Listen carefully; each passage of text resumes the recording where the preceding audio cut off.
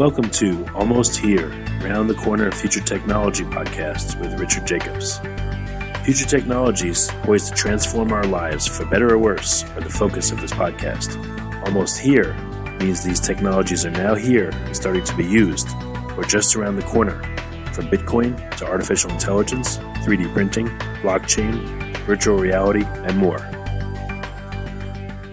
Hello, everyone, and welcome to Future Tech Podcast. I'm your host, Juliette Lamar, and joining us today is Estrella Jaramillo. She is the co-founder at B-Wom. Estrella, thank you so much for joining us here today. Hi, Juliette. Thank you so much for having me. It's a pleasure. I'm pretty stoked to talk about your company because I think it is a very important company.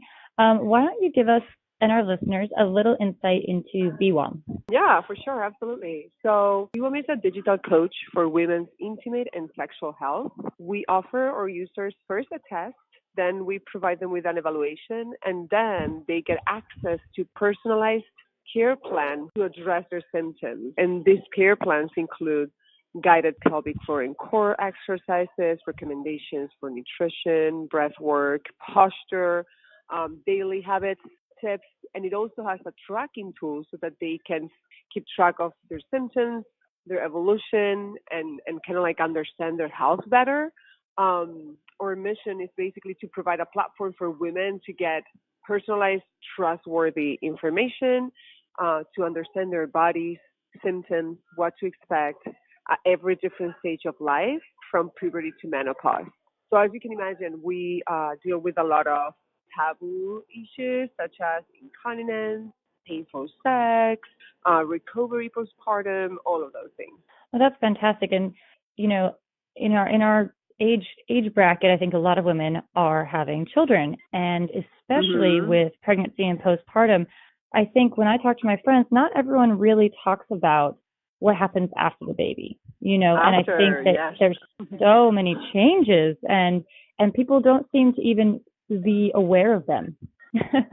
Yeah, absolutely. You're so right. It is something that nobody talks about, what happens after, and it's not a fundamentally transformational process. And if we openly talked about what the experience of postpartum recovery is, what things you can do in order to set yourself up for success, I feel sometimes like, the world expects women, and now there's more pressure than ever, to just magically bounce back without any help. And the truth is that there's a lot of changes that your body's going through that you don't even understand.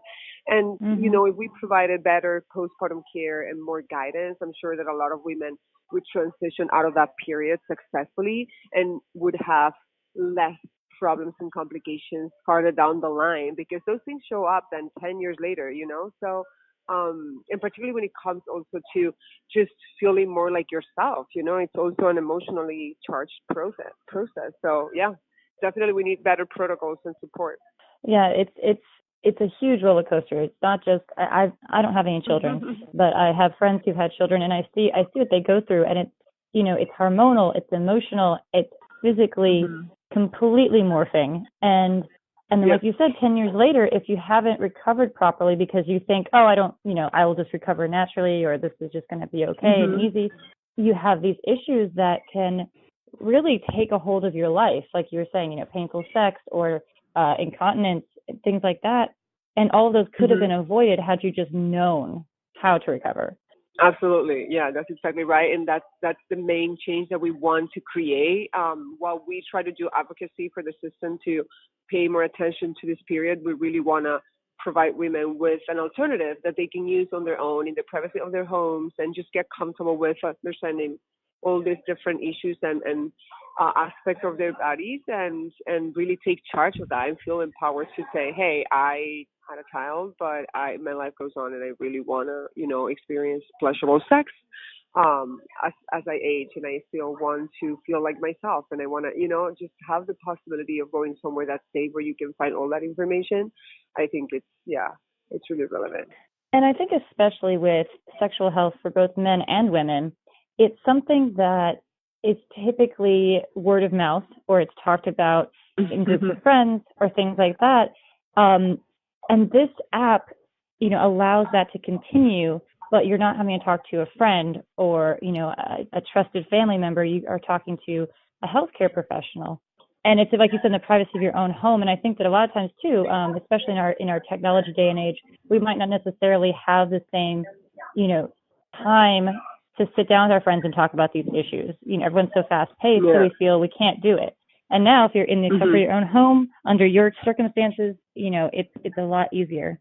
Yeah, and it also gives you a good resource for advocating for yourself if you need to. Like if you feel like something's off, oftentimes in such a changing period, we're not getting enough support from providers. We're in a very saturated system where providers rarely have 10 minutes per patient, and it's good to learn on your own and do the homework and be able to say, hey, I know something's off and these are the symptoms and this is how long it's been going on, because then you're going to get also, better response and probably better solutions than when you're just, I don't know what's going on with me, So it's about taking charge. It's about us becoming active advocates of our health and an active and empowered part of it, and really being able to understand how making slight changes and building certain habits are going to have a great impact over time.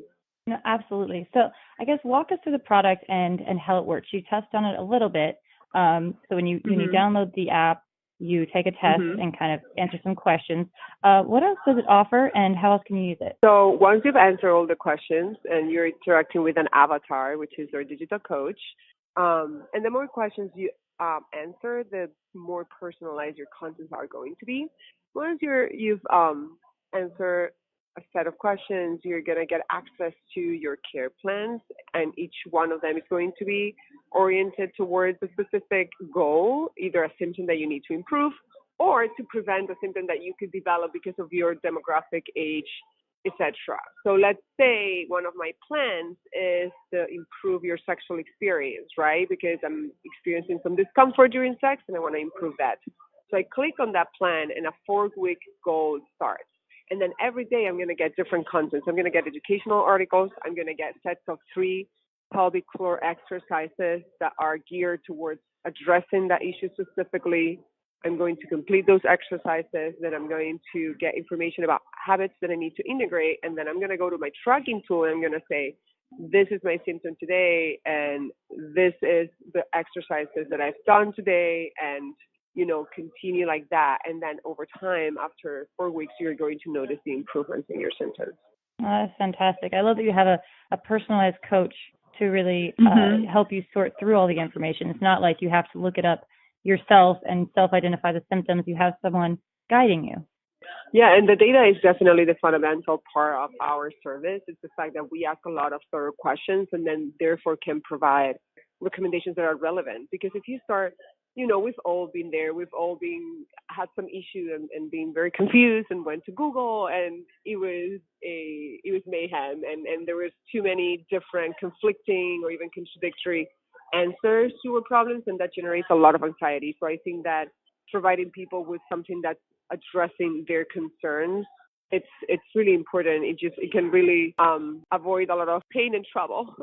Absolutely. And you're very female centered. This is an app for women. I guess, what are some of the biggest differences? Like, why do you feel that you want to focus just on women now? Do you have plans to have a men's section of this as well, or maybe even a couples section? We do have some content that address, but they're totally geared for women. It's about, for instance, pleasure, improving your sexual experience, either whether you're on your own or when you're with your partner, and some like tips and tricks. But for us, what was fundamental is to really provide a space where women can go to and understand their body at all different stages of life, because our bodies go through fundamental changes that men's bodies don't go through. Obviously, we all age, we all have to take care of our health, but men don't get their periods when they're 13 and then have to think about fertility and prepare their bodies for that, and then go through pregnancy and postpartum, which is life-changing, and then address the symptoms that come with menopause. So we really wanted to focus on female health. So we're starting to also build content for breast cancer prevention, ovarian cancer prevention, endometriosis. There's so many things in female health that are under research and under or misdiagnosed at the moment, that we thought that we had a lot of work to do in this area. So this is our core. Obviously, men have their own sexual health problems, and I think that there's more companies out there addressing those even, but it's not our core. What we want to make sure is that women are confident and really start feeling freer and more allowed to actually prioritize their health and themselves as opposed to always taking care of everyone else and forgetting that, they're also a person that has needs. Mhm. No, absolutely. And I think that we're very spoiled in the U.S. in that way, where women do have more of a voice and have a little bit more access, although still limited comparatively to maybe other countries where doctors might not even talk to them about certain things. So Exactly. I love that you're allowing this to really come to fruition. What are some of the biggest challenges that you have faced throughout this journey? Well, I guess like any other startup venture, there's always going to be challenges and there's always going to be obstacles in the road. Trying to bring in a project that's so focused on intimate health issues obviously comes with a lot of funny situations and a lot of obstacles of their own. You have to learn how to communicate on digital platforms in order to not be censored. You need to kind of like bypass the fact that some things are not allowed because they're considered pornographic when they are not. But that's still how it's viewed by certain platforms online and social media and advertising places. Secondly, you have to become very comfortable with making other people uncomfortable. I'm constantly pitching in front of, rooms with 200 people and usually there's, we're in the healthcare sector, it's very male dominated. So usually there's like 80% men older than me. I had to become extremely comfortable with explaining why this matters and not be deterred by an audience that might not initially understand it and just sit with it and stick to it and know my numbers and my facts and understand that, there's people that are going to be uncomfortable with it, but that's okay. It's part of what we're doing. It's normalizing these problems. We talk about, I had the flu, I had a fever. Why do we think it's such a shameful thing to say, during my postpartum recovery, I had incontinence and I worked on it and I did ABCD and now I'm fine. Let's just make it more normal for people so that they feel comfortable to ask for help. And so there are those challenges. And then, like I said, like any other sort of venture, just like staying on top of everything, being innovative, making sure that we're integrating the latest technology. There's so much going on in the space and it can be pretty overwhelming. Fundraising is another thing that, particularly with the nature of what we do, becomes a little bit harder even.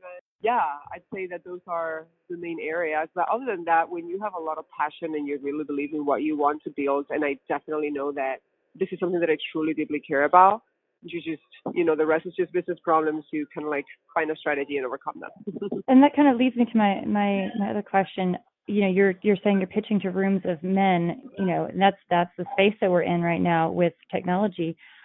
How receptive are men becoming? Do you see a change at all in the male community towards women's sexual health and towards caring about it more?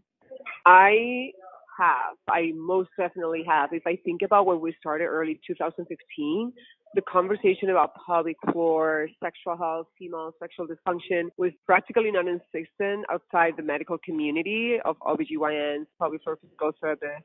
It was something that people didn't talk about. Women suffer in silence, and they were even judged by it.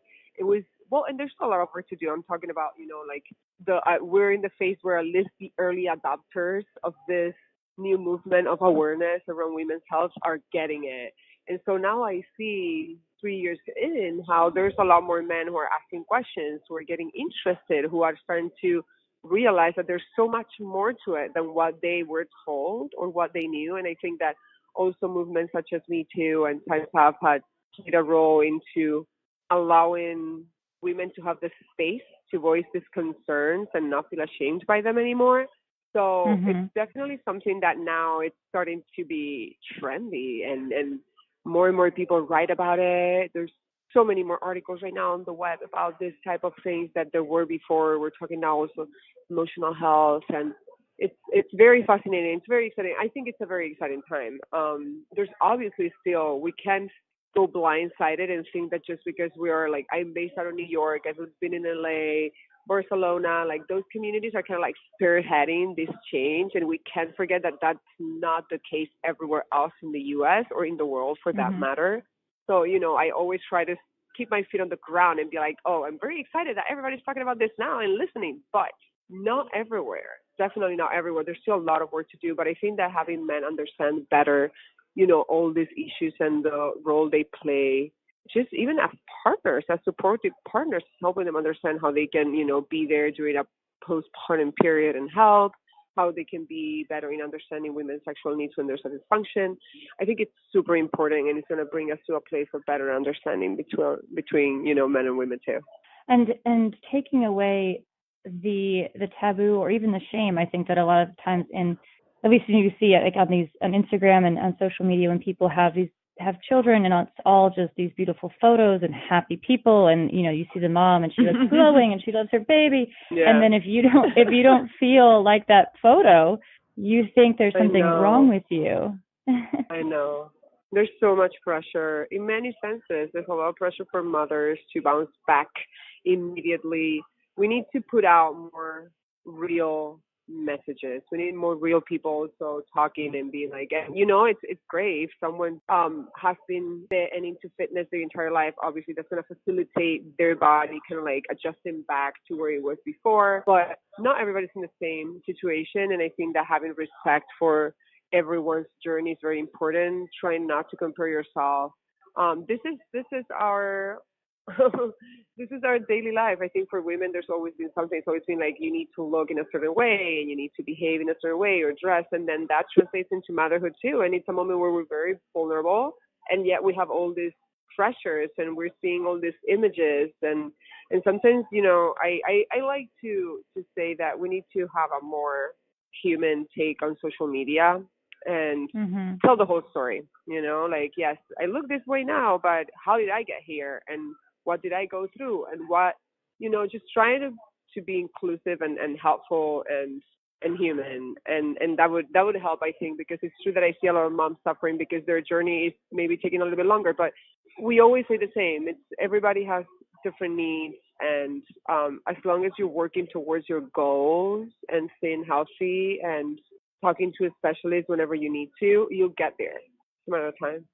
And I think the pendulum is swinging back toward, more realistic posts, because, in the very first wave of Instagram, it was, or social media in general, it was very real. Oh, look, I'm going to snap a picture of my life and da, da, da. And then all of a sudden, all these brands came in. It became, everyone has their own personal brand. Everyone is an advertisement. Everything has to look like an advertisement. And it really, for the last few years, has gone into such a manicured space.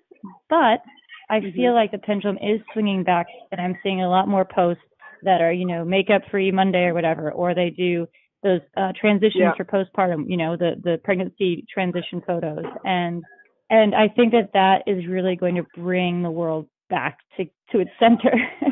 Yes, I absolutely agree. I'm very excited about those movements, whether, when Alicia Keys spearheaded the no makeup movement too, and there's a lot of mothers right now that are showing their postpartum body and being like very real about, this is how I feel about my body right now, but I'm trying to be kind, and I'm trying to just understand that my body just created a life, and therefore I should not be pushing it to be what I want it to be, or to look the same way that it looked before I got pregnant, because it's been through so much. And we need to, you're absolutely right. I completely agree. We need to get to a place where we don't use social media to create this unrealistic vision of someone's life, so filtered, not just visually, but actually in terms of the content and what we actually share, and just utilize it to do good by people, I think, right? And and create a space for people also to express their concerns. A lot of moms are actually turning to Instagram to say, hey, this is happening to me. Am I the only one? Like, we